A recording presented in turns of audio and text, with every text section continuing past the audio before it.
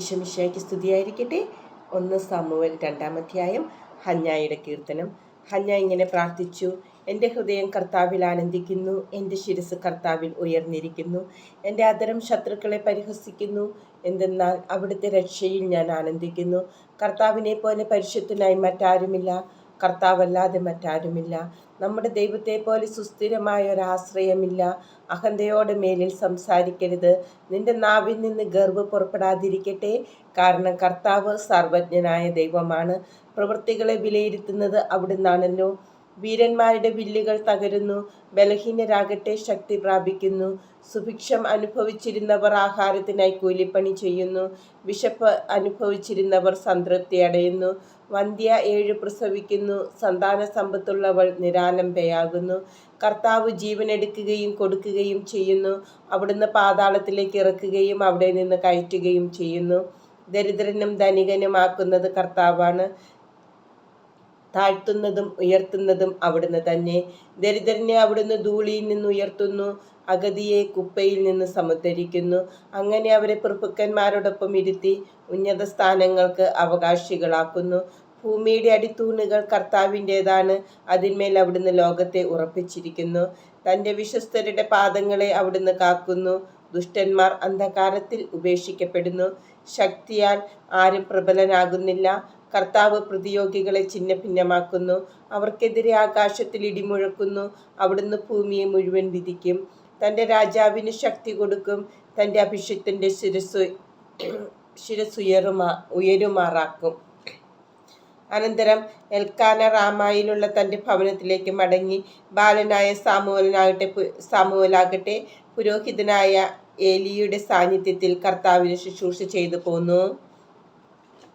ഏലിയുടെ പുത്രന്മാർ ദുർമാർഗികളും കർത്താവിനെ ബഹുമാനിക്കാത്തവരുമായിരുന്നു. ജനങ്ങളിൽ നിന്ന് പുരോഹിതന്മാർക്ക് ലഭിക്കേണ്ട വിഹിതത്തെ സംബന്ധിക്കുന്ന നിയമം അവർ മാനിച്ചില്ല. ആരെങ്കിലും ബലിയർപ്പിച്ച മാംസം പാകം ചെയ്യുമ്പോൾ പുരോഹിതന്റെ ഭൃത്യൻ പാത്രത്തിൽ മുപ്പല്ലി കൊണ്ട് കുത്തി അതിൽ കിട്ടുന്നത് മുഴുവൻ പുരോഹിതന് വേണ്ടി എടുത്തിരുന്നു. ശീലോയിൽ വന്നിരുന്ന ഇസ്രായേൽക്കാരോടെല്ലാം അവർ ഇപ്രകാരമാണ് പ്രവർത്തിച്ചത്. കൂടാതെ മേധസ് ദഹിപ്പിക്കുന്നതിന് മുമ്പേ തന്നെ ബലിയർപ്പിക്കുന്നവനോട് പുരോഹിതന്റെ ഭൃത്യൻ വന്ന് പറയും: പുരോഹിതനു വേണ്ടി പാകം ചെയ്യാൻ കുറെ മാംസം തരിക. പച്ച മാംസമല്ലാതെ വേവിച്ചത് അദ്ദേഹം സ്വീകരിക്കുകയില്ല. ആദ്യം മേധസ് ദഹിപ്പിക്കട്ടെ, എന്നിട്ട് നിങ്ങൾക്ക് ഇഷ്ടമുള്ളത് എടുക്കാം എന്ന് തടസ്സം പറഞ്ഞാൽ പോരാ, ഇപ്പോൾ തന്നെ വേണം, അല്ലെങ്കിൽ ഞാൻ ബലം പ്രയോഗിച്ചെടുക്കുമെന്ന് അവൻ മറുപടി പറയുമായിരുന്നു. ഏലിയുടെ പുത്രന്മാരുടെ പാപം ദൈവസന്നിധിയിൽ ഗുരുതരമായി തീർന്നു. അത്ര അശ്രദ്ധയോടെയാണ് അവർ കർത്താവിനുള്ള അർച്ചനയെ വീക്ഷിച്ചത്. ബാലനായ സാമുവേൽ കർത്താവിന് ശുശ്രൂഷ ചെയ്തു പോന്നു. ചണനൂൽ കൊണ്ടുള്ള ഒരു വിശേഷ വസ്ത്രമാണ് അവൻ ധരിച്ചിരുന്നത്. ബലിയർപ്പിക്കാൻ ഭർത്താവിനോടൊത്ത് വർഷം തോറും പോകുമ്പോൾ അവൻ്റെ അമ്മ ചെറിയ ഉടുപ്പുണ്ടാക്കി അവന് കൊടുത്തിരുന്നു. കർത്താവിന് സമർപ്പിച്ച ഈ കുട്ടിക്ക് പകരം ഈ സ്ത്രീയിൽ നിന്ന് തന്നെ വേറെ സന്താനങ്ങളെ ദൈവം നൽകട്ടെയെന്ന് എൽക്കാനയെയും ഭാര്യയെയും ഏലി അനുഗ്രഹിച്ചിരുന്നു. പിന്നീട് അവർ വീട്ടിലേക്ക് പോകും. കർത്താവ് ഹന്നായെ കടാക്ഷിച്ചു. അവൾ ഗർഭം ധരിച്ച് 3 പുത്രന്മാരെയും 2 പുത്രിമാരെയും പ്രസവിച്ചു. ബാലനായ സാമുവേലാകട്ടെ കർത്താവിൻ്റെ സന്നിധിയിൽ വളർന്നു വന്നു. ഏലി വൃദ്ധനായി തൻ്റെ പുത്രന്മാർ ഇസ്രായേൽ ജനത്തോട് ചെയ്തിരുന്നതെല്ലാം അവൻ കേട്ടു. സമാഗമ കൂടാരത്തിന്റെ പ്രവേശന കവാടത്തിൽ ജോലി ചെയ്തിരുന്ന സ്ത്രീകളോടൊത്ത് അവർ ശയിച്ചിരുന്ന വിവരവും അവൻ അറിഞ്ഞു. അവൻ അവരോട് പറഞ്ഞു: എന്താണ് നിങ്ങൾ ഈ ചെയ്യുന്നത്? നിങ്ങളുടെ ദുഷ്കൃത്യങ്ങളെപ്പറ്റി ഓരോരുത്തർ പറയുന്നത് ഞാൻ കേൾക്കുന്നു. മക്കളെ, മേലാൽ അങ്ങനെ ചെയ്യരുത്. നിങ്ങളെപ്പറ്റി ദൈവജനം പറഞ്ഞ് ഞാൻ കേൾക്കുന്ന കാര്യങ്ങൾ തീരെ നന്നല്ല. മനുഷ്യനോട് പാപം ചെയ്താൽ ദൈവം അവന് വേണ്ടി മാധ്യസ്ഥം വഹിക്കും. കർത്താവിനോട് പാപം ചെയ്താൽ ആർ മാധ്യസ്ഥം വഹിക്കും?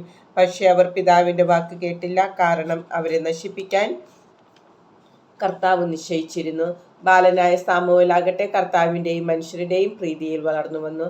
കർത്താവ് അയച്ച ഒരാൾ ഏലിയുടെ അടുക്കൽ വന്ന് പറഞ്ഞു: കർത്താവ് ഇപ്രകാരം പറയുന്നു, നിന്റെ പിതാവിൻ്റെ കുടുംബം ഈജിപ്തിൽ ഫറവോയുടെ ഭവനത്തിൽ അടിമയായിരിക്കുമ്പോൾ ഞാൻ അവർക്ക് എന്നെ തന്നെ വെളിപ്പെടുത്തി.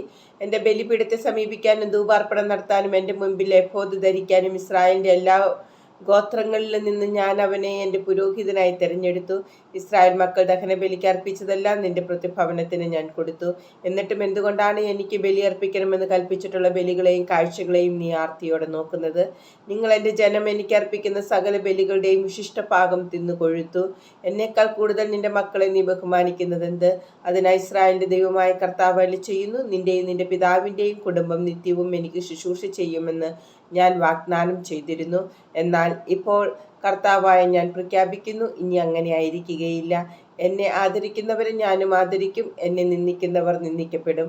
വാർദ്ധക്യത്തിലെത്താൻ ആർക്കും ഇടയാകത്തക്ക വിധം നിന്റെയും നിന്റെ കുടുംബത്തിന്റെയും ശക്തി ഞാൻ ക്ഷയിപ്പിക്കുന്ന ദിവസം ഇതാ അടുത്തിരിക്കുന്നു. ഇസ്രായേൽ ജനത്തിന് മറ്റുള്ളവർക്ക് ഞാൻ നൽകുന്ന അനുഗ്രഹങ്ങൾ കണ്ട് നിങ്ങൾ അസ്വസ്ഥരും അസൂയാലുക്കളുമാകും. പക്ഷെ നിന്റെ കുടുംബത്തിൽ പ്രായം ചെന്നവരായി മേലിൽ ആരും ഉണ്ടാവുകയില്ല. നിങ്ങളിൽ ഒരുവനെ എൻ്റെ ബലിപീഠത്തിൽ നിന്ന് ഞാൻ വിച്ഛേദിക്കുകയില്ല. കണ്ണീരുകൊണ്ട് അവൻ്റെ കാഴ്ച മങ്ങുകയും ഹൃദയം ഉരുകുകയും ചെയ്യും. നിന്റെ സന്താനങ്ങൾ വാളിനിരയാകും. നിന്റെ പുത്രന്മാരായ ഹോഫ്നിയും ഫിനെഹാസും ഒരേ ദിവസം തന്നെ മരിക്കും. അത് നിനക്ക് അടയാളമായിരിക്കും. എനിക്ക് വേണ്ടി വിശ്വസ്തനായ ഒരു പുരോഹിതനെ ഞാൻ തിരഞ്ഞെടുക്കും. എൻ്റെ ഹൃദയാഭിലാഷം അനുസരിച്ച് അവൻ പ്രവർത്തിക്കും. അവൻ്റെ കുടുംബം ഞാൻ നിലനിർത്തും. എൻ്റെ അഭിഷിക്തൻ്റെ സന്നിധിയിൽ അവൻ നിത്യവും ശുശ്രൂഷ ചെയ്യും. നിന്റെ കുടുംബത്തിൽ അവശേഷിക്കുന്നവരെല്ലാം ഒരു വെള്ളിക്കാശിനും ഒരു കഷ്ണം അപ്പത്തിനു വേണ്ടി അവനോട് യാചിച്ചുകൊണ്ട് പറയും, ഒരു കഷ്ണം അപ്പം ലഭിക്കേണ്ടതിന് എന്നെ ഏതെങ്കിലും ഒരു പുരോഹിത വൃത്തിക്ക് ചേർക്കണമേ.